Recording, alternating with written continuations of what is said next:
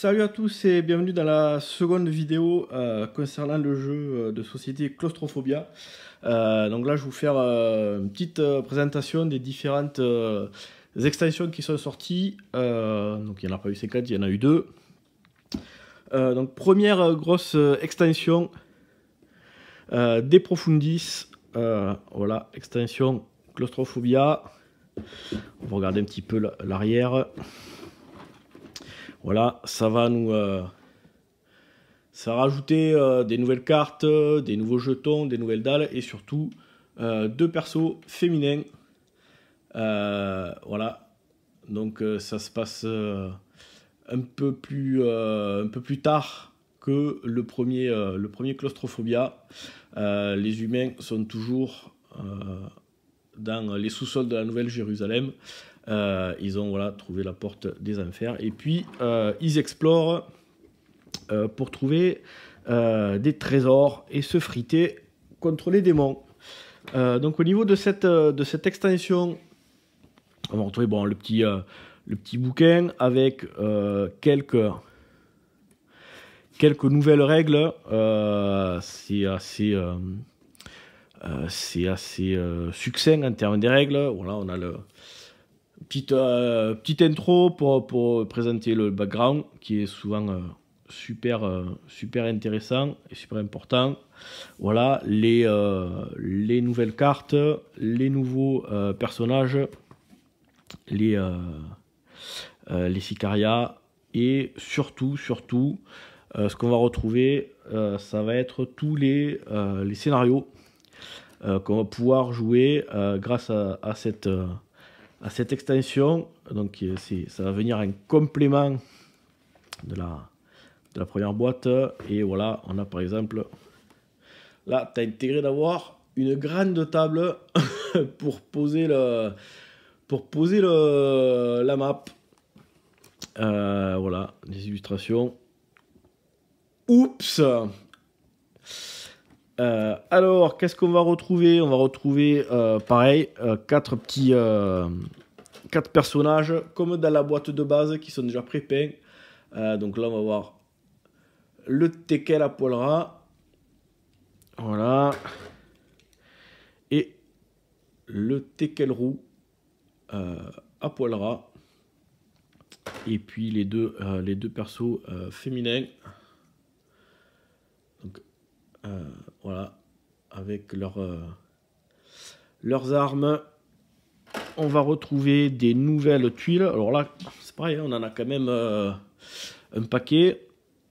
Donc là, ça va être pour faire des scénarios particuliers, ça va être des fontaines. Il va falloir venir remplir des trucs.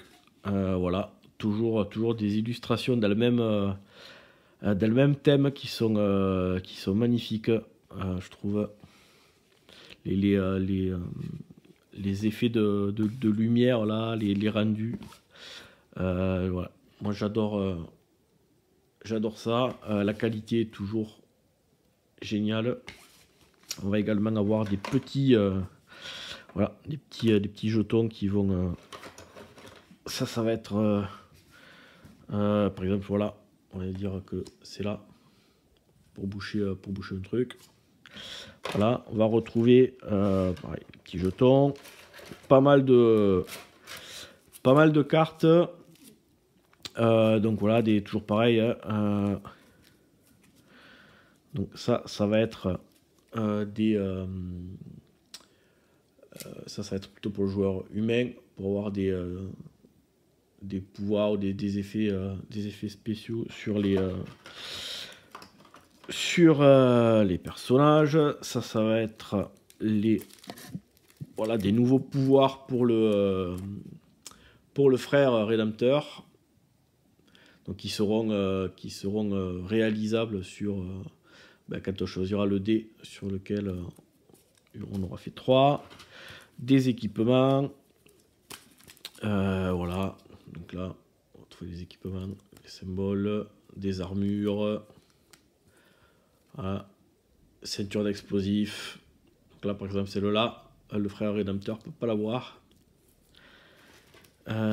Qu'est-ce qu'on... Hop, voilà. Donc là, ça va être pareil, les événements aussi. Les différents... pour les molosses, donc ça c'est pour les chiens, voilà leurs caractéristiques. Et puis on va avoir aussi un certain nombre de nouveaux démons. Voilà, démons fouineurs, donc avec chaque démon des caractéristiques différentes. Et puis voilà, ça va être aussi voilà, les événements qui vont se passer pour changer un petit peu. Ça c'est côté démon, pour mettre un petit peu de piment et pour essayer de contrecarrer les stratégies que le joueur humain a mis en place. Voilà, malfaçon. Le joueur humain doit défausser une carte d'objet de son choix qui équipe un de ses combattants.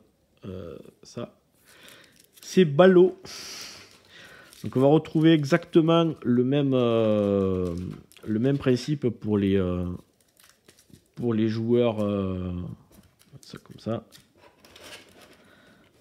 Hop, ouais. Le problème c'est que ça n'a pas été fait pour qu'on foute les cartes avec les protections. Voilà, hein. On va retrouver les deux cartes avec le même principe que voilà, dans le jeu de base. Hein. On jette les dés, on va mettre ici le dé et avec le résultat, ça va donner les caractéristiques du personnage pendant ce tour-là. Donc déplacement, attaque, défense et les mêmes petits jetons qui ont rien à voir. Qui ont dû être pris dans Formule D ou je sais pas quoi. Ces petits jetons, je les ai déjà eus. Il me semble que c'est Formule D. Voilà, donc ça, c'est la première extension des Profundis. Des deux, c'est la plus intéressante. Parce que du coup, c'est celle qui a le plus de matos. Pas mal de scénarios et voilà, ça rajoute des petits trucs au jeu de base. La deuxième extension, elle est assez particulière. Voilà, le Furor Sanguinis. Donc ça va être en fait un personnage tout seul.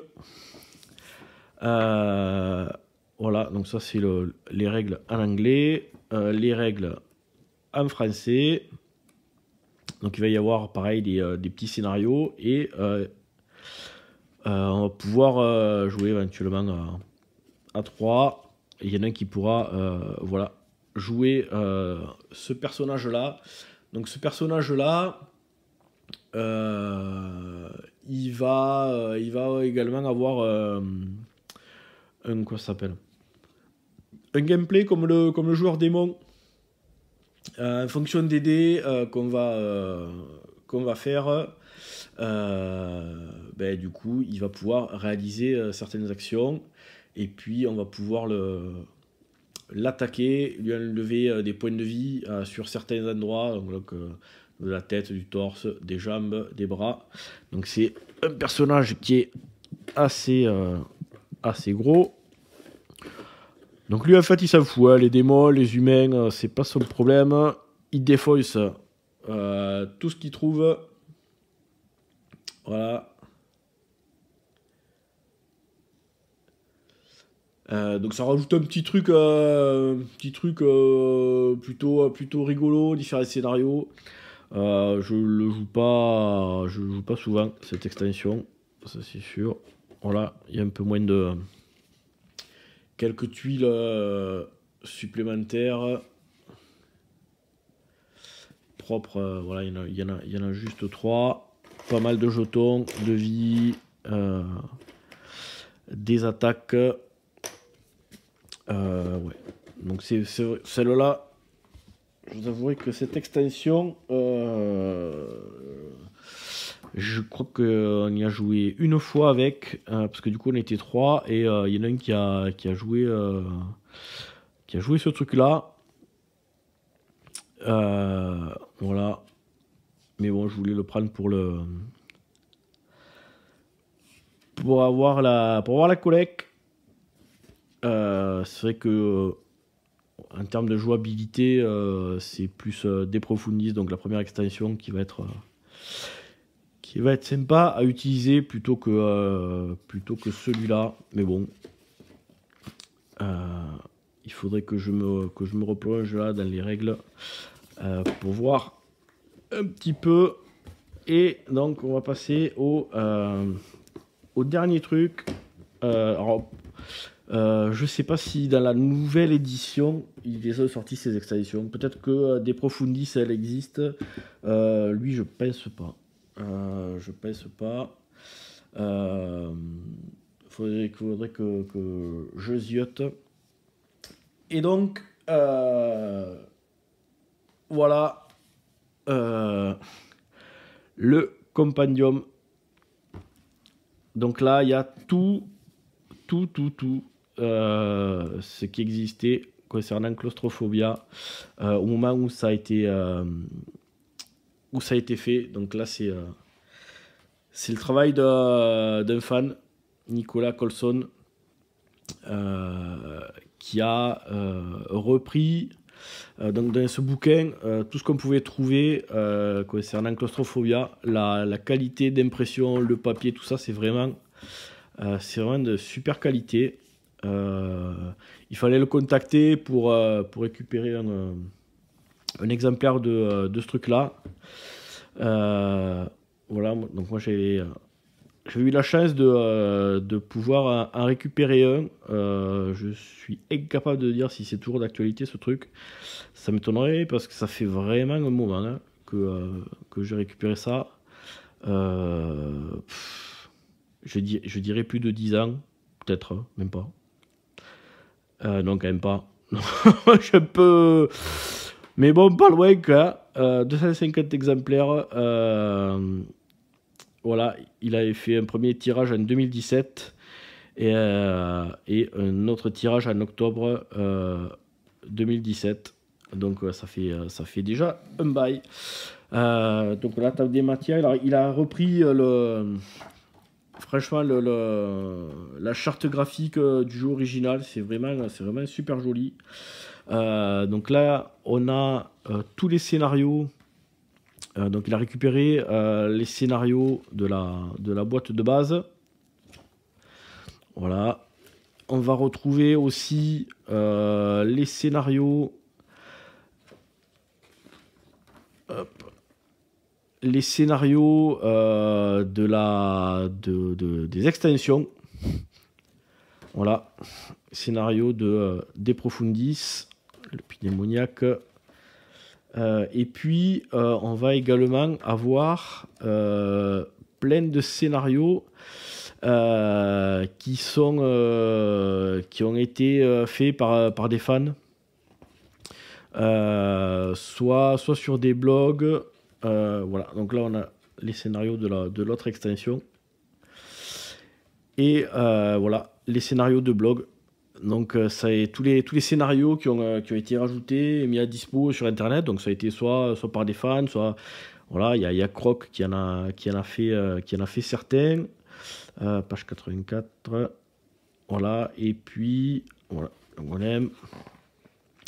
On va retrouver aussi voilà ce que je vous disais, tous les scénarios qui sont sortis dans différentes revues. Voilà, dans la revue Ravage, jusqu'à la page 116. Hop. Voilà. Et puis, ça va être une énorme campagne avec différents personnages. Donc ça va être des missions qui vont s'enchaîner avec différents démons, différents personnages, des cartes supplémentaires. Là, on va retrouver toutes les règles du jeu. Il a récupéré les règles du jeu. Et puis, toutes les cartes qu'on a. Donc les différentes cartes d'avantage dans la boîte de base, dans les extensions, voilà. Les cartes de don, les compétences, enfin vraiment toutes les tuiles, les cartes de démons, et donc pour certains scénarios, il y a également toutes les cartes là. Toutes les cartes qui sont spécifiques aux différents scénarios qui sont sortis sur les blogs, sur Ravage, etc. Et donc moi, dans l'édition que j'avais commandé le bouquin plus toutes les cartes pour les avoir. Voilà, il y a des différentes cartes. Et puis pour la campagne, il y a également voilà, les cartes des persos. Donc ça, voilà, ça permet de pouvoir jouer avec tout le matos qui se trouve dans tous les scénarios additionnels. Voilà, j'ai pas... Autant vous dire que tous les scénarios qu'il y a, je les ai pas tous faits. Donc là, par exemple, si on prend, regardez un scénario de blog, alors ils sont où? Je sais pas. Du démon. Par exemple, celui-là, la tentation, ou allez, ouais, on va prendre le. Ne nous soumets pas à la tentation. Donc ça c'est un scénario qui est sorti dans Ravage, et donc il y a une carte spécifique là pour ce scénario là. Ils avaient inventé un démon qui n'existe pas dans la boîte de base, le démon tentateur, et donc normalement je devrais l'avoir quelque part par là. C'est où? Tourmenteur, le tentateur, il est là. Voilà. Donc j'ai la petite carte comme si elle provenait du jeu avec les différentes caractéristiques. Voilà, et donc ça c'est valable pour les scénarios. Celui qui est sorti dans celui-là, il était dans Ravage, et après il y a les scénarios qui sont sortis dans les blogs. Par exemple, alors ils sont, je sais plus s'ils sont juste avant. Ça c'est la campagne, et les scénarios. Le golem, par exemple, voilà, on a un scénario, le golem, donc on utilise pareil. Le joueur démon possède un golem, donc ça n'existe pas dans la boîte ni dans les extensions, et donc on devrait retrouver où est-ce qu'il est, ambassadeur infernal, il est là, voilà.